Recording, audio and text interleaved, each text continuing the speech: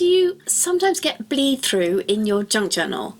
You know, when you work on one side and that work kind of bleeds through to the other side and shows up on that other page? Well, I have some junk journal pages that suffer from this very same problem.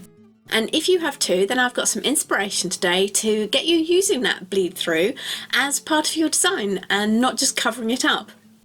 So this page has a lot of bleed through from felt tip pen design on the other side, and I'll show you that page too. So stick around to the end of the video to see that.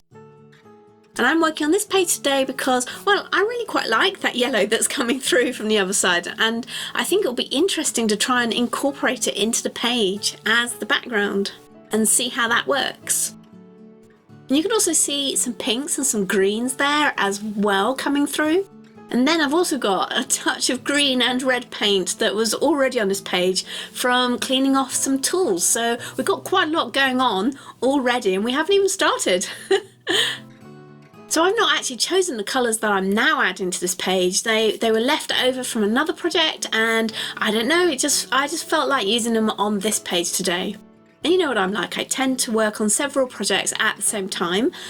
But I think these colours will work really nicely here, so let's try them out. And this is one of those pages where I just started to add more colour and mark making, and I had nothing set in my head, no ideas, no design that I'm working towards. So it is truly just one of those pages that grows organically or intuitively, whichever way you like to think about it. Now with all that yellow in the background, I feel that I really need to bring it back into the foreground again after adding that layer of paint.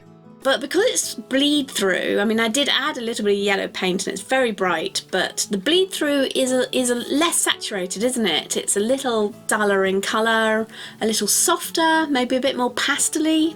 And you'll see what that original colour looks like when I show you that page later. But in the meantime, adding more paint, more yellow paint to this wouldn't really do what I want it to do. So even if I went and got that same pen that I used before and added onto this page, it wouldn't really work for what I want.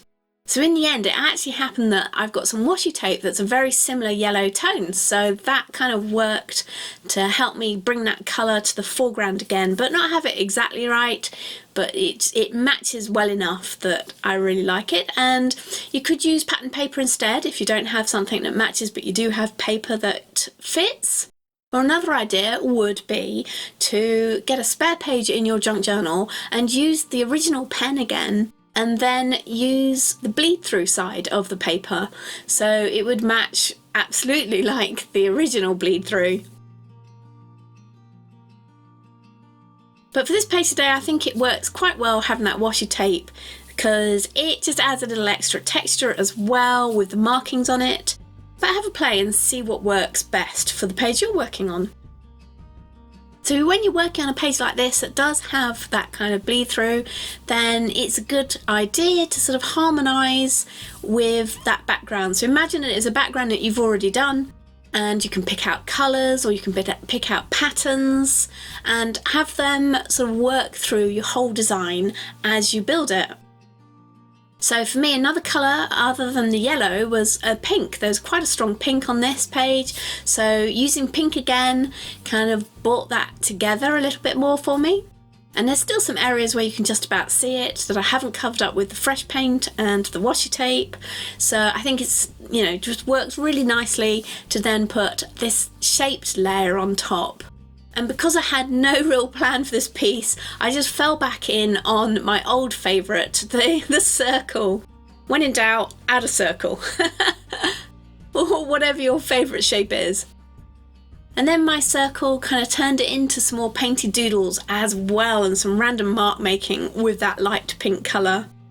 And once I'd done that, I thought, well, I really like that bright blue that's working on this page from one of my first layers.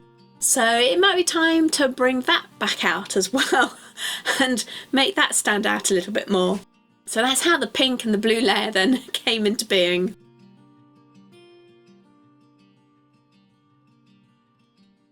And I think the stage is set now for this to go a little bit more doodle crazy on it.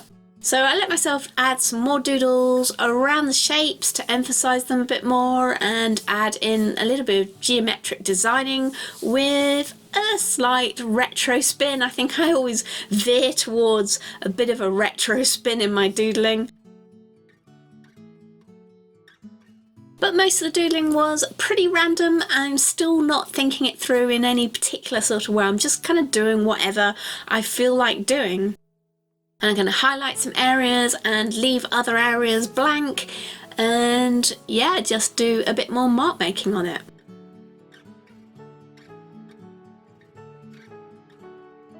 Now I think the addition of the darker transparent pink really helped to bring the piece together, and it mirrors the colours from that bleed through again.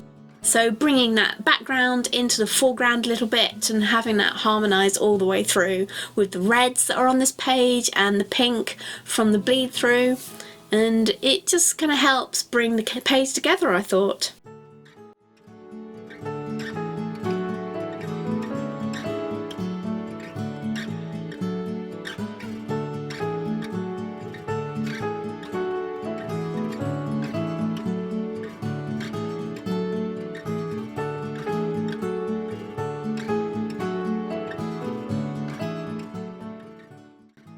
And there's actually quite a lot of colour and texture going on in this page, and the bleed through that just sort of shortcuts the whole process. And when you're doing yours, seeing that bleed through as just part of the page rather than something that you need to cover up, and it's a great way to just build your journal page. So don't forget to bring out the colours from it and mirror them and reflect them and add to them. Imagine it as a layer that you've already put on this page. Plus, if you think about it, you don't have to worry about that new page fear with bleed through because you've already got something on the page, so it's no longer a blank page. So if that's something you suffer from, working on these pages will be a lot easier because you've already broken into them.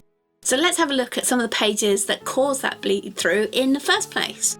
And you can see how it's really quite bright, isn't it? I did a floral doodle with, I think these were Sharpie pens.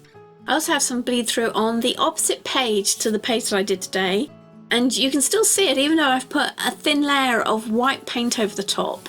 And that bleed through is from a pattern design that I did on gesso, again with Sharpies. So come back next week to see what I do with that bleed through on this page. Will I use it or will I cover it up? In the meantime, watch these videos next for some more junk journal inspiration, and I'll see you there.